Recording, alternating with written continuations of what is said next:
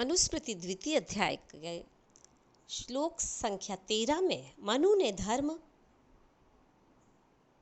का अधिकारी अर्थात उसको कौन समझ सकता है उसके बारे में बताया है कि अर्थकामेषु असक्तानां धर्म ज्ञानम विधीयते धर्मम जिज्ञासमानानां प्रमाणम परमम श्रुति।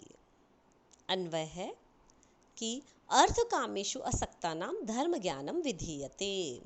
अर्थ तथा काम में जो आसक्ति रहित लोग हैं उनके लिए ही धर्म ज्ञान का विधान किया जाता है और धर्मम जिज्ञासमानानां श्रुति परमम प्रमाणम, धर्म की जिज्ञासा करने वालों के लिए श्रुति ही सर्वोत्तम प्रमाण है। कहने का अर्थ ये कि पुरुषार्थ चतुष्टय में जो धर्म अर्थ काम और मोक्ष ये 4 पुरुषार्थ हैं, इनमें से जिन लोगों की अर्थ धन और काम के प्रति रुचि नहीं होती, जो धन और सांसारिक भोगों से ऊपर उठ जाता है और आत्मचिंतन परोपकार आदि करता है, उन्हीं लोगों को धर्म का उपदेश देना चाहिए।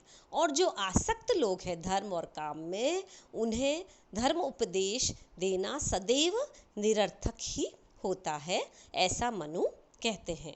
क्योंकि जो सज्जन मोक्ष प्राप्ति हेतु धर्म का आचरण करना चाहते हैं, उन्हें श्रुति का ज्ञान प्रदान करना चाहिए। धर्म जिज्ञासु लोगों के मार्गदर्शन हेतु वेद ही सर्वोत्कृष्ट प्रमाण है। इसी प्रकार किसी स्थल पर श्रुति और स्मृति में विरोध की स्थिति में श्रुति अर्थात वेद ही उत्तम प्रमाण है। यानी मनु ने वेद की सर्वोच्चता स्वीकृत की है, ऐसा आप विशेष में लिख सकते हैं। और धर्म ज्ञानम, धर्मस्य ज्ञानम षष्ठी तत्पुरुष समास है। श्रुति ही श्रूयते इति श्रुति ही। अर्थ कामेषु अर्थश्च कामश्च तेषु द्वंद्व समास है। 14वें श्लोक में मनु ने वेद वाक्य में द्वैध भाव होने पर दोनों के धर्म होने का कथन किया है।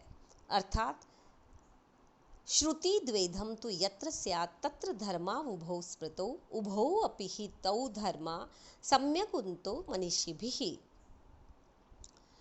जहाँ श्रुति वचनों में परस्पर द्वैध हो वहाँ दोनों ही धर्म कहे गए हैं, क्योंकि विद्वानों ने उन दोनों को ही अच्छी तरह से धर्म कहा है। कहने का तात्पर्य यह है कि यदि एक ही स्थल पर वेद के 2 वाक्य प्राप्त होते हैं और दोनों ही स्थिति में कौन सा वाक्य का अनुसरण करें, ऐसा होने पर दोनों ही वाक्यों में कोई विरोध नहीं हो सकता।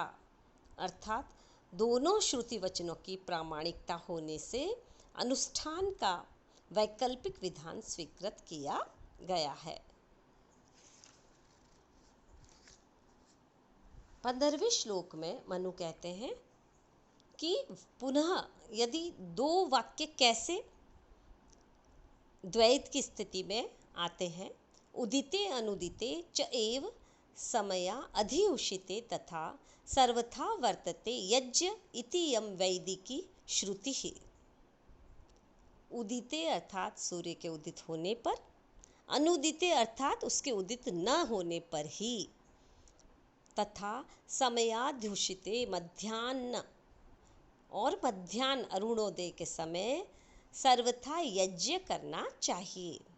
ये वेद में 3 तरह के वाक्य कहे गए हैं। यद्यपि ये तीनों ही श्रुति वाक्य परस्पर विरुद्ध प्रतीत होते हैं। एक कहते हैं सूर्य उदित होने पर, दूसरा वाक्य है सूर्य उदित न होने पर, और तीसरा वाक्य है अरुणोदय में।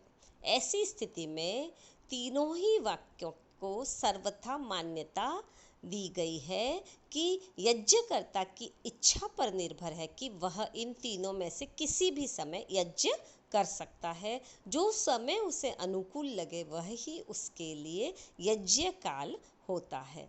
इस प्रकार श्रुति वचनों में कोई भी विरोध नहीं है और ये वचन सर्वथा संशय से रहित है। अनुदिते अर्थात न उदिते इति। अनुदिते नए तत्पुरुष समास है। वैदिकी अर्थात वेदेषु विदितः, वैदिक वेद प्लस इक प्लस गीप स्त्रीलिंग में है।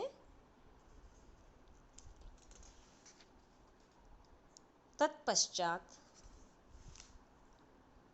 16वें श्लोक में धर्मशास्त्र के अध्ययन का अधिकार जो पहले बता चुके हैं, उसके अतिरिक्त किसे है यहाँ से स्टार्ट किया है। संस्कार से जो संस्कारित हो गया है वही व्यक्ति धर्मशास्त्र का अधिकारी होता है। श्लोक है 16।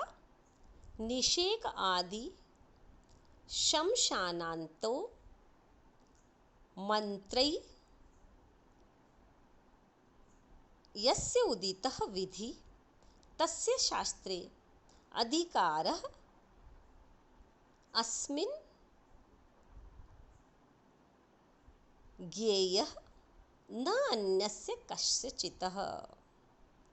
अर्थात निषेक आदि जो गर्भाधान संस्कार है उनसे लेकर शमशांत अर्थात अंत्येष्टि संस्कार पर्यंत समस्त संस्कार सावित्री मंत्रों के द्वारा संपन्न सविधि किए गए हों, उसका ही इस धर्मशास्त्र में अधिकार समझना चाहिए, किसी अन्य का नहीं।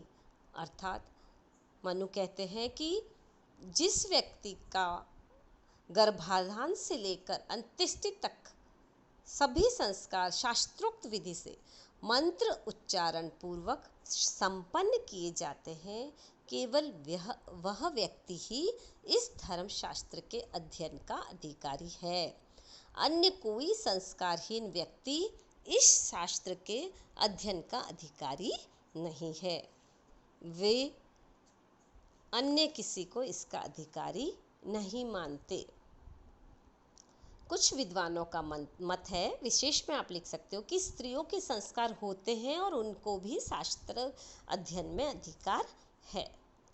व्याकरणात्मक टिप्पणी में आप अधिकारः शब्द को लिख सकते हैं। अधि उपसर्ग क्री धातु घय प्रत्यय और ज्ञेयः ज्ञा धातु और यत् प्रत्यय।